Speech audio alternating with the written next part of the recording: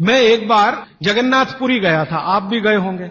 तो मैंने मंदिर के महंत को पूछा कि ये भगवान का प्रसाद, माने वहां दाल और चावल मिलता है प्रसाद के रूप में, वो मिट्टी की हांडी में क्यों बनाते हैं? तो उसने एक ही वाक्य कहा, मिट्टी पवित्र होती है।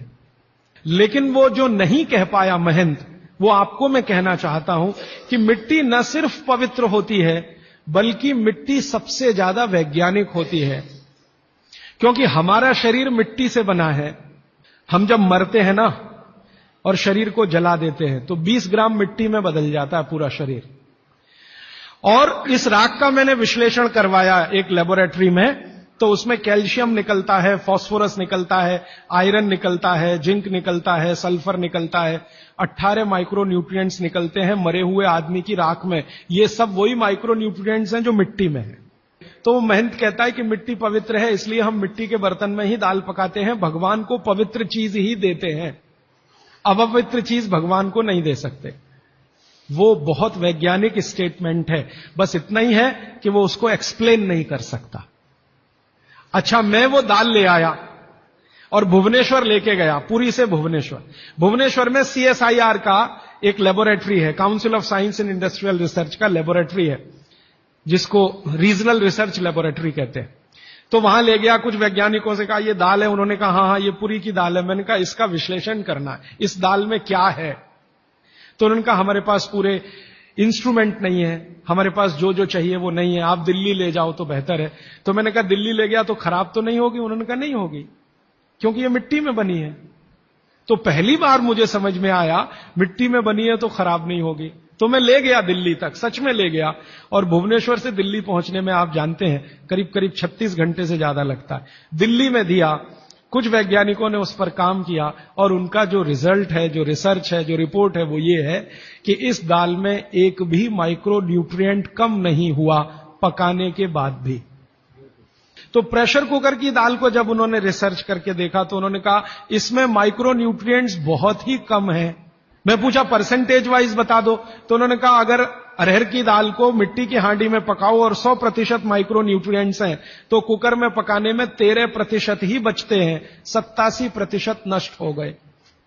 मैं पूछा कैसे नष्ट हुए? तो उन्होंने कहा ये जो प्रेशर पड़ा है ऊपर से और इसने दाल को पकने नहीं दिया, तोड़ दिया, मॉलिक्यूल्स टूट गए हैं, तो दाल तो बिखर गई है, पकी नहीं है, बिखर गई है, सॉफ्ट हो गई है।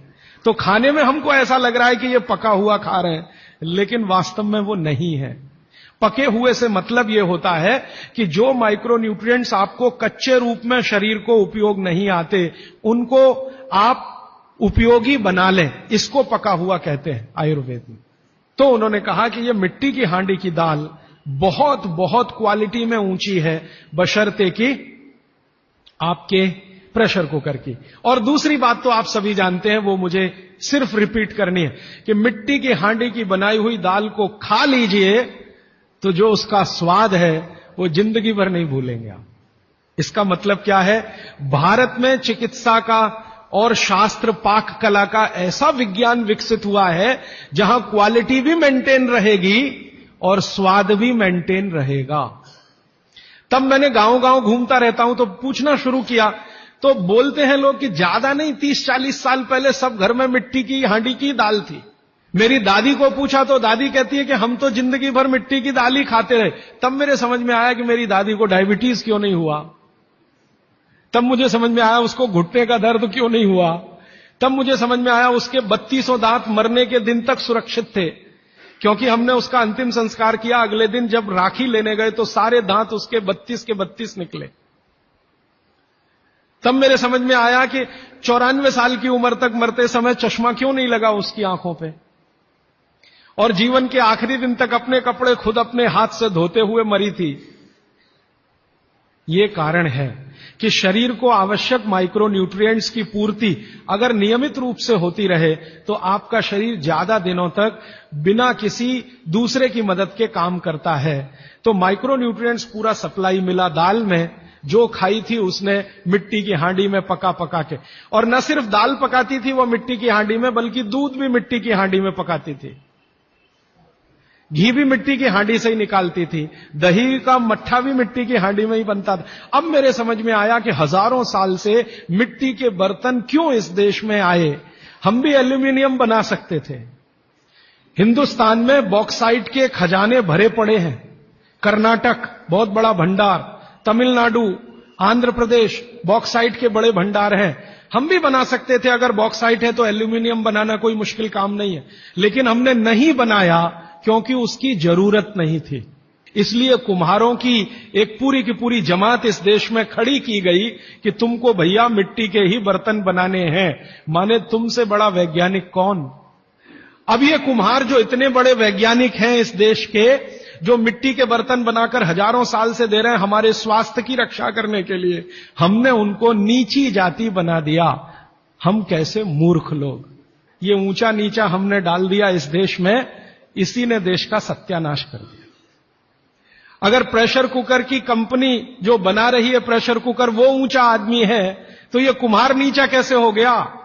जो सबसे बड़ा वैज्ञानिक काम कर रहा है, मिट्टी के बर्तन बना बनाकर आपके माइक्रो न्यूट्रिएंट्स को, आपके सूक्ष्म पोषक तत्वों को कम नहीं होने देने के लिए मिट्टी का सिलेक्शन करता है। वो आपको मालूम है, हर एक मिट्टी से बर्तन नहीं बनते। एक खास तरह की मिट्टी है वही बर्तन बनाने में काम आती है, और एक खास तरह की मिट्टी है जो हांडी बनाती है, दूसरे खास तरह की मिट्टी में कुल्हड़ बनता है, तीसरे खास तरह की मिट्टी में कुछ और बनता है। ये मिट्टी को पहचानना कि इसमें कैल्शियम ज्यादा, इसमें मैग्नीशियम ज्यादा, इसलिए हांडी इससे बनाओ, और इसमें कैल्शियम मैग्नीशियम कम है इसलिए इसका कुल्हड़ बनाओ, ये तो बहुत बहुत बारीक और विज्ञान का काम है। ये सब कुम्हार कर रहे हैं, हजारों साल से कर रहे हैं, बिना किसी यूनिवर्सिटी में पढ़े हुए कर रहे हैं। तो हमें तो वंदन करना चाहिए, उनके सामने नतमस्तक होना चाहिए। कितने महान लोग हैं।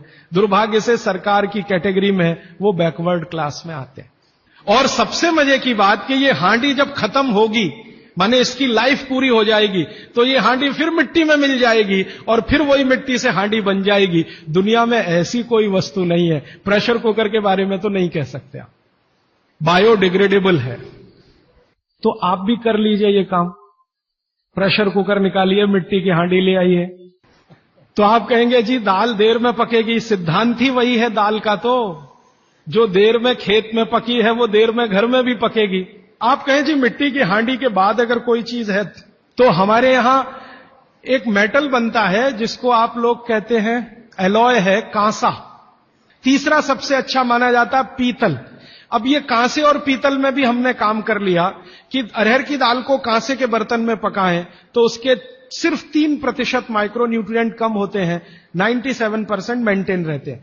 पीतल के भगोने में पकाएं तो 7% कम होते हैं, 93% बचे रहते हैं। लेकिन प्रेशर कुकर में बनाएं तो सिर्फ 7% बचते हैं, बाकी खत्म होते हैं।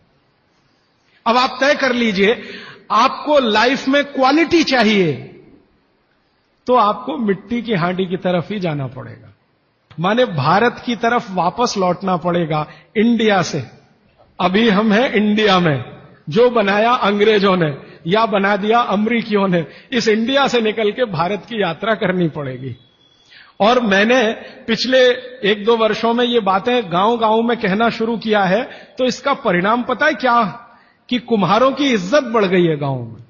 और मैं मानता हूं कि मेरे व्याख्यान की अगर कोई सार्थकता है तो वो ये कि कुम्हारों की इज्जत इतनी बढ़ जाए कि वो पंडितों के बराबर आ जाएं, क्योंकि वो किसी से नीचे नहीं है, क्योंकि वो किसी से छोटे नहीं है। और मजे की बात कि वो हांडी बना के आपको 20-25 रुपए में ही दे रहे हैं, प्रेशर कुकर तो 250-300 रुपए का है। मैं होम्योपैथी की भी चिकित्सा करता हूं, तो बहुत सारे पेशेंट मुझे फोन करते हैं, राजीव भाई ये। तो मैंने कुछ पेशेंट को खास कर कहा कि देखो भैया, आपको मैं कोई दवा नहीं दूंगा। तो कहने लगे फिर बीमारी कैसे ठीक होगी। मैंने कहा एक ही काम करो, मिट्टी की दाल खाना शुरू करो, मिट्टी की हांडी में रखी हुई दाल खाना शुरू करो। चावल खाना है तो मिट्टी की हांडी का। कहने लगे राजीव भाई कौन करेगा ये सब। मैंने कहा आपकी बीवी करेगी या आप करोगे। अगर जिंदगी चाहिए तो झक मार के आप करोगे, नहीं तो अमेरिका जाओ, कनाडा जाओ, जर्मनी जाओ, लाखों रुपए खर्च करो, फिर भी झक मार के वापस आओ। तो मेरे पास कुछ डायबिटीज के क्रोनिक पेशेंट हैं, बहुत क्रोनिक, जिनका शुगर यूनिट 480 के ऊपर है।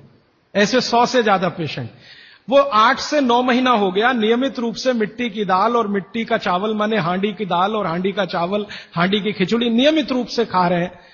और अब तो उन्होंने मिट्टी का तवा भी ले आया अपने घर में रोटी बनाने के लिए। बाजरे की रोटी बहुत अच्छी बनती है इस मिट्टी के तवे पे, तो रोटी भी उसी की खा रहे हैं। 8 महीने के बाद सबका शुगर टेस्ट किया है तो 480 यूनिट वाला अभी 180 यूनिट पे है, बिना किसी मेडिसिन के, बिना किसी इंजेक्शन के, बिना किसी टॉनिक के। और होम्योपैथी की कोई दवा नहीं दी मैंने उनको। कुछ लोगों को ज्यादा परेशान थे, दवा भी दो, उनको प्लेसिबो दे दिया। प्लेसिबो समझते हैं, खाली गोली, दवा नहीं डाली, तो पेशेंट को लग रहा है कि मैं दवा खा रहा हूं, दवा खा के अच्छा हो रहा हूं। मुझे मालूम है कि वो कोई दवा नहीं है, वो प्लेसिबो है, वो अच्छा हो रहा है उस मिट्टी की दाल खा के, मिट्टी का चावल खा के, मिट्टी की खिचड़ी खा के। रिजल्ट ये है। तब मैंने मान लिया कि बाघभट्ट सच में महान आदमी थे। ये एक सूत्र पूरा होता है, 8:30 का समय हो गया है। आगे कल दूसरा सूत्र, तीसरा, ऐसे कर करके जो सबसे जरूरी 15 है वो पहले बताऊंगा और उसके आगे बढ़ता जाऊंगा। आभार, धन्यवाद।